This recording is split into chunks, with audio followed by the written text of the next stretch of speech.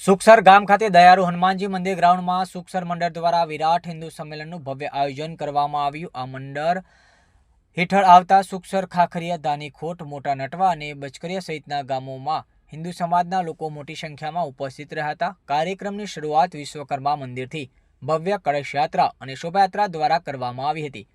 ભક્તિભાવ અને ધાર્મિક સૂત્રોચ્ચાર સાથે કળશયાત્રા હનુમાનજી મંદિર ગ્રાઉન્ડ સુધી પહોંચી હતી, જ્યાં મુખ્ય સંમેલન યોજાયું હતું।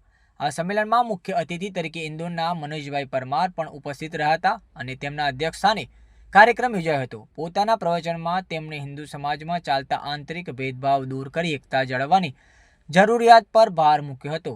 તેમણે કટ્ટરપંથી વિચારધારાનો વિરોધ વ્યક્ત કરતા રાષ્ટ્રીય એકતા અને સામાજિક સમરસતાનું મહત્વ સમજાવ્યું।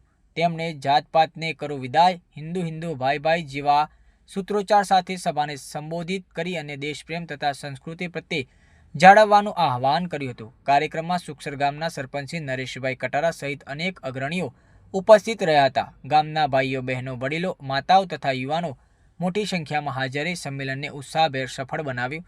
કાર્યક્રમના અંતે મહાઆરતી યોજાઈ અને સર્વ ઉપસ્થિત લોકોએ ભક્તિભાવપૂર્વક પ્રાર્થના કરી। ત્યારબાદ પ્રસાદ અને ભોજન સમારંભનું આયોજન કરવામાં આવ્યું હતું, જેમાં સૌએ એકતાનો સંદેશ આપતા સહભાગી બની કાર્યક્રમને સમાપન આપ્યું। આ રીતે સુખસર ગામમાં યોજાયેલ વિરાટ હિન્દુ સંમેલન ધાર્મિક સામાજિક એકતાનું પ્રતીક બની સફળતાપૂર્વક પૂર્ણ થયું હતું।